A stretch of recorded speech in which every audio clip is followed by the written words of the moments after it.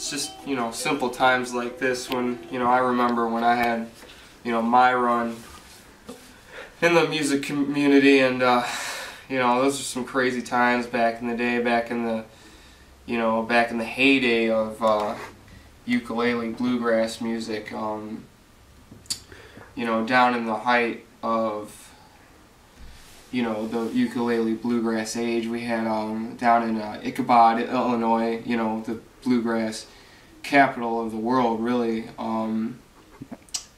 Gosh, I had just some fantasy and some horror stories down there, and I remember this one time we were on tour, me and, it was basically me headlining, and we had the Steam Pot Willie band with us.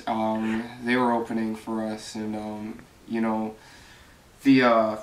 the Bitchin' Bayou Brothers, they were good. They were a good act. They had the horn section. Anyway, so we walk into our gig there in Ichabod. Really great town.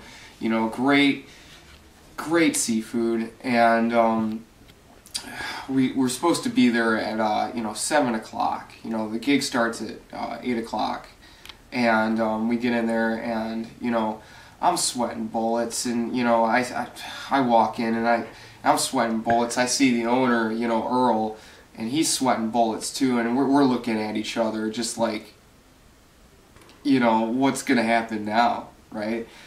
And we got 15 minutes to set up, and luckily, we're only playing ukuleles, so it's not much to set up, We don't have any microphones or anything like that. So, luckily, one of the most famous bands, on top of all this, one of the most famous bands, the Dustbusters, are in the audience watching us that night, critiquing every mood. And, I'm playing our famous song, Get Back in the Kitchen, and I look over to my buddy, what was his name? Steve, yeah, Steve. And Steve's, he's playing his alto ukulele, and he's got butterfingers, he can't finish the song.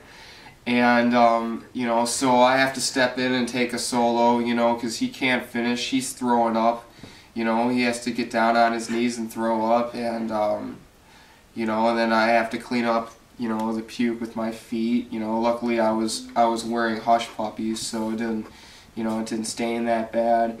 And, well, we made it through, the 30 minutes that we had, and we made it through. I think it went really good. And, at the end, I got approached by the head of Schlitz Records, came up to me, and he said, he was a big fan of our group, and, he signed us right then and there, and we tracked our song the next day in the studio in Nashville with, the Charlie Rigby band to support us. We had, the drummer and the washboard, and, gosh, and he, Charlie comes in, and he's, he's a big guy, and he's got his suspenders on, and, he has pie all over his face. He had a rough night the night before, Nashville's crazy. Anyway, he comes in, he's like, he's smoking his pipes, got pie on his face, and he says, Mike, I've been a lot of places, and you guys are just you guys are the best, and that really dug deep for me. That went down straight to the bottom of my heart. Hearing it from him. He's the big guy. He's the big Kahuna, right? And so we cut our best record ever in that night, and the next day we were on the charts, and we hit gold in Johnsonville, Kentucky the next day, and gosh, and we still got fans coming up to me every day saying, it's like, how did you manage to get the tanginess on the record, and to get that sort of like mango sound that you guys have been described as having? And I said, it's all it's just all in the ukulele. You gotta feel it, you know, and I don't know, it's just crazy times, you know. That's it.